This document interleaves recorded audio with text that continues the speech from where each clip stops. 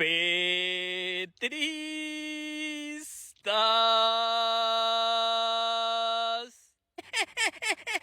¡Ay! ¿Cómo le van a creer a Olmedo López sin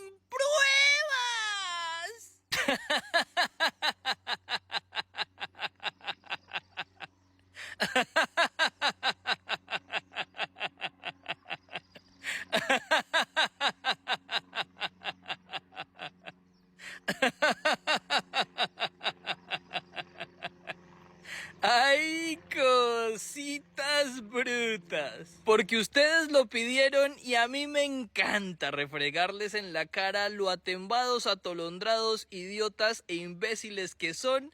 Aquí están las pruebas de Olmedo López. Los chats que le entregó a la justicia Sneider Pinilla, el subdirector de la Unidad de Gestión de Riesgo y hoy testigo en el más grave escándalo de corrupción que salpica al gobierno de Gustavo Petro. Pues esas conversaciones revelan la estrategia que presuntamente dirigió el ministro de Hacienda, Ricardo Bonilla, para comprar votos en el Congreso. Varios de esos chats son del propio ministro Bonilla con Sneider Pinilla. También en esos chats que ustedes están viendo se leen conversaciones de Pinilla con la asesora del ministro para que les cumplieran a los congresistas, supuestamente beneficiarios de contratos que superan, escuchen bien, los 92.000 millones de pesos. Incluso la asesora del ministro de Hacienda le entregó a Pinilla los contactos de los congresistas elegidos y este les ayudó a redactar las propuestas para asegurar esos desembolsos. A juzgar, Malú, por lo que ustedes van a ver a continuación, el rol del ministro Bonilla en este entramado parece mucho más comprometedor de lo que hasta hoy se había conocido.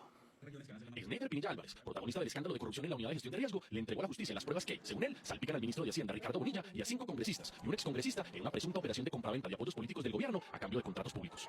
Conversaciones de WhatsApp, registros de llamadas, documentos cruzados y la bitácora de este zarpazo a los recursos de la nación ya están en poder de las autoridades. De parte de la estructura criminal, en la cual yo fui testigo directo de los dineros que le entregamos a algunos congresistas en el país. Todo empezó, dijo el testigo, el 11 de diciembre del año pasado. Ese día el ministro Ricardo Bonilla expidió esta resolución, la 3202, mediante la cual su cartera le transfirió 700.000 millones de pesos a la Unidad de Gestión de Riesgo para atención de desastres. Al día siguiente, contó Pinilla a la Fiscalía, empezaron las presiones para direccionar contratos de esa partida presupuestal. Según él, su entonces jefe, Olmedo López, le envió ese 12 de diciembre de 2023 este cuadro que detallaba la distribución concreta de más de 92.000 millones de pesos en 3 contratos para Cotorra en Córdoba, Saravena en Arauca y El Salado en Bolívar. Ese cuadro se lo hizo llegar a las directivas de la Unidad de Gestión de Riesgo el abogado Jaime Ramírez Cobo, quien es el enlace del Departamento Administrativo de la Presidencia con el Congreso de la República. 2 días después, el 14 de diciembre de 2023, el propio Ramírez Cobo le escribió al celular a Sneider Pinilla. Es más, se le presentó vía WhatsApp. Hola Sneider, ¿cómo estás? Soy Jaime Ramírez Cobo, asesor presidencial de la República. Necesitamos de tu ayuda. ¿Sobre qué tema, doctor? A Carolina le envié un cuadro. Carolina era la secretaria de Olmedo López en la Unidad de Gestión de Riesgo. Pinilla le contestó a Ramírez Cobo que ese tema lo tenía que hablar directamente con su jefe. Incluso le dijo que Olmedo López inicialmente pensó que esos contratos habían sido pedidos por el entonces ministro del Interior, Luis Fernando Velasco. Doctor, ese tema lo deben hablar con el director. Él llamó al ministro Velasco a preguntar. Pero es con el ministro de Hacienda. A él le dieron otra instrucción sobre los 700.000 que llegaron. Así que debe el ministro hablar con el director. Ya le digo al ministro Bonilla. Es vital este tema. Enseguida, el funcionario del DAPE, Jaime Ramírez Cobo, le envió a Sneider Pinilla el contacto de WhatsApp del ministro de Hacienda, Ricardo Bonilla, y le escribió lo siguiente. El ministro se está intentando comunicar con el director, pero no ha podido. Dile que estamos en la marcha calmando a la gente. Lo entendemos de verdad, pero se nos van a caer los créditos de la nación. Por eso es de urgencia. A las 6 de la tarde de ese 14 de diciembre, fue el propio ministro Bonilla el que le escribió un mensaje a Pinilla, según la bitácora de estos chats, en poder de este noticiero. Buenas tardes, subdirector. Buena tarde, doctor. ¿Cómo está? Preocupado por destino recursos, proyectos viabilizados. Pocos minutos después de ese primer intercambio de mensajes de texto, Bonilla llamó a Sneider Pinilla por WhatsApp, tal como quedó registrado en las conversaciones. Según el testigo, el ministro le explicó que era urgente que Olmedo López se viera con él al día siguiente en su despacho. Pinilla cuadró la cita. El propio Olmedo López lo confesó así ante la corte. Es una cadena que va de lo más alto, desde la orden de un ministro, hasta pasar por las manos del alcalde e inclusive hasta el nombre del contratista que iba a ejecutar la obra. De acuerdo con los registros de chat, el 15 de diciembre de 2023, a las 8:44 de la mañana, Sneider Pinilla tuvo una videollamada de 3 minutos con Olmedo López. A la fiscalía, Pinilla le aseguró que en esa videollamada su jefe le dijo que esos 3 contratos por 92.000 millones de pesos debían tramitarse con suma urgencia. Al final, Olmedo López giró su teléfono y le pidió a Pinilla que mirara con quién se encontraba. Quien apareció en pantalla detrás de él fue el ministro Bonilla, según su relato. Sobre las 2 de la tarde, según los chats, Pinilla tuvo una llamada más con el ministro Bonilla de 2 minutos. Y 3 minutos después, Bonilla le envió a Pinilla el contacto de María Alejandra Benavides, una asesora suya. Según Pinilla, la instrucción fue que debía coordinarlo todo con ella.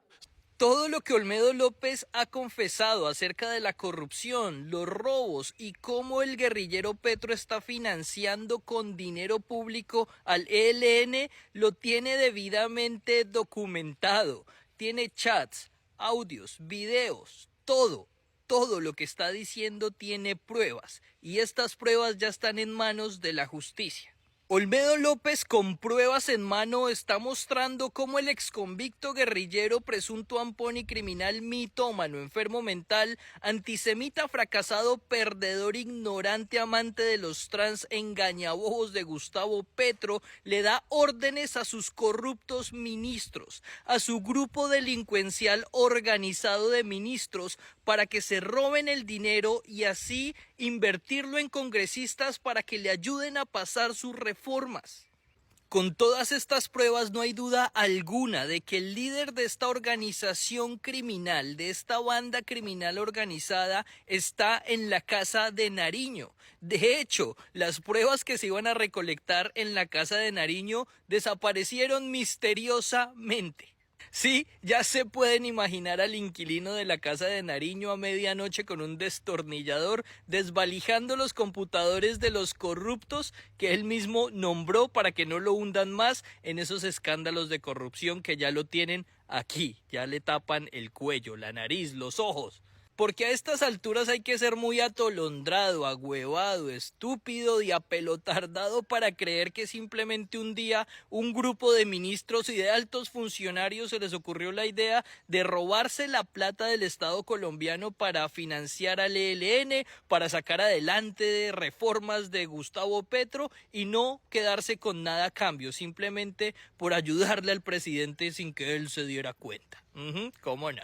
Así las cosas, mis queridas cositas brutas del petrismo, ustedes son idiotas no porque yo lo diga, son idiotas porque el mismo Gustavo Petro los considera idiotas, al ver que con cada escándalo de corrupción les dice que él no tenía ni idea, que él no sabía, y ustedes, idiotas, le creen.